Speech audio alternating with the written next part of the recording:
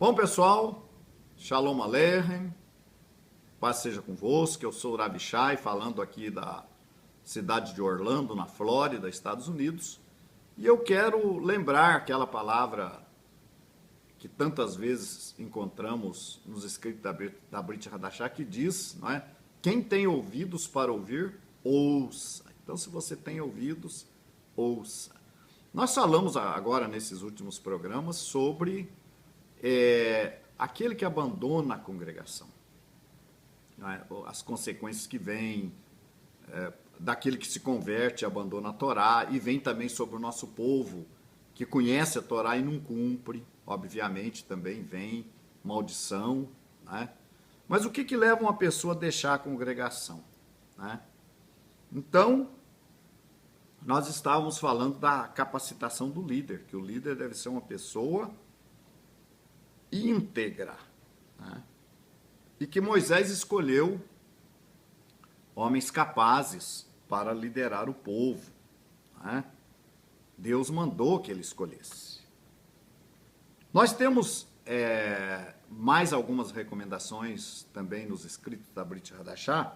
Por exemplo, Shaul Hashali, o apóstolo Paulo, fala a Timóteo: procura apresentar-te a Deus aprovado, como obreiro que não tem do que se envergonhar, que maneja bem a palavra da verdade. Então, gente, olha, não ter do que se envergonhar, ter uma vida íntegra, que não possa ser acusado de solução, de orgia, de pecados, de coisas erradas. A pessoa deve ser qualificada, deve se apresentar a Deus aprovada. E não é aquele que se exalta a si, não. É aquele que tem um testemunho de fora. Não é aquele que se exalta a si mesmo, porque não é aprovado quem a si mesmo se louva, mas aquele a quem o Senhor louva. Então, a nossa aprovação tem que vir de fora. Os de fora têm que nos aprovar. Deus tem que nos aprovar. Não é? 2 Timóteo 2,15, 2 Coríntios 10,18.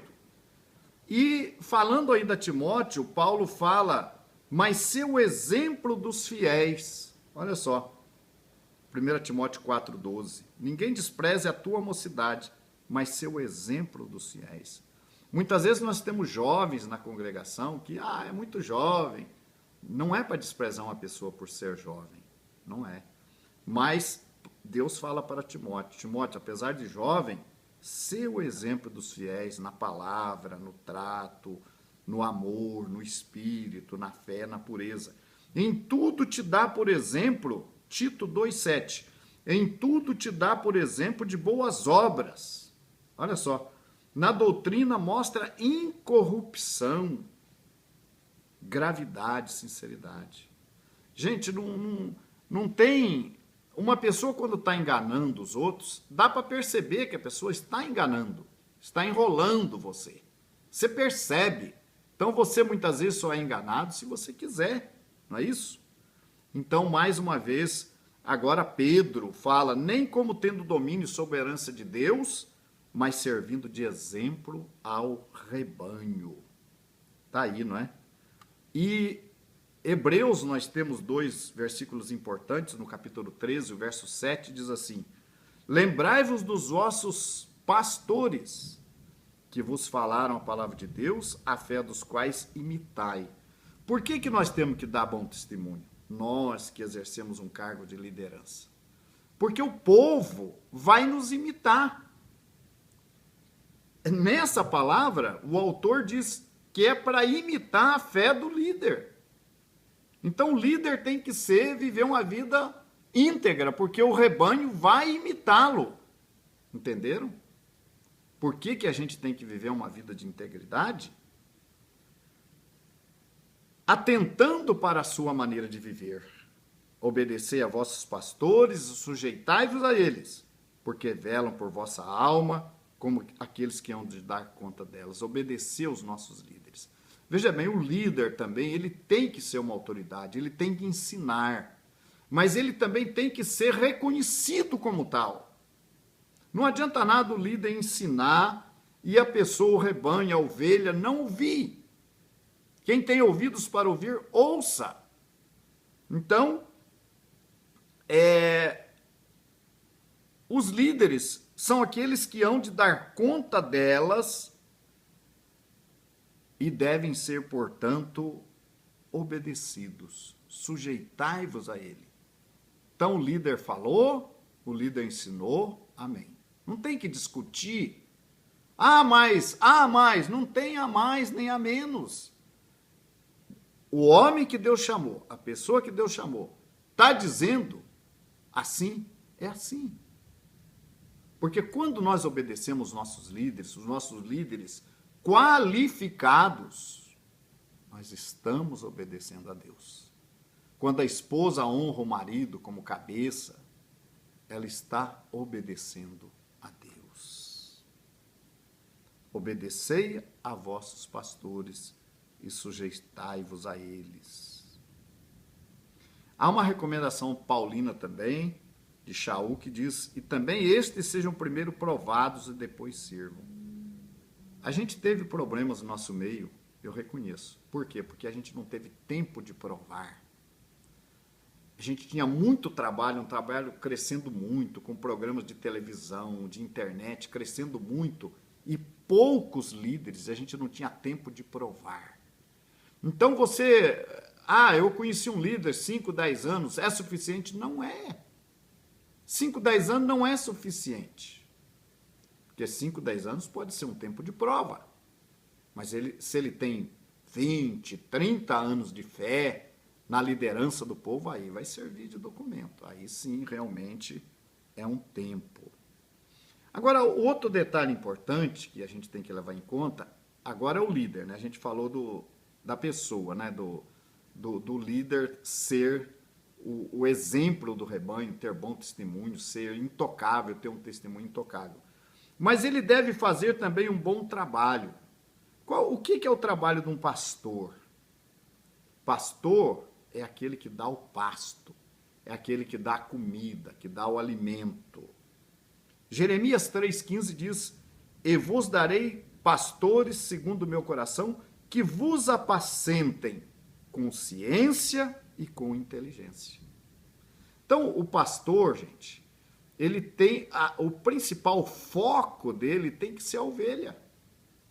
Ele tem a obrigação dele, o trabalho dele é cuidar da ovelha. Ele pode ser administrativo, cuidar da administração, cuidar dos assuntos internos, dos assuntos seculares da congregação, mas o principal trabalho dele é com as pessoas. Nós temos que nos preocupar com as pessoas. E Yeshua fala, eu sou o bom pastor dá a vida pelas ovelhas. Então, o foco do líder deve ser o rebanho. É necessário atenção à ovelha, porque isso vai evitar a debilidade da ovelha, ou vai minimizar. Se aquela ovelha vai...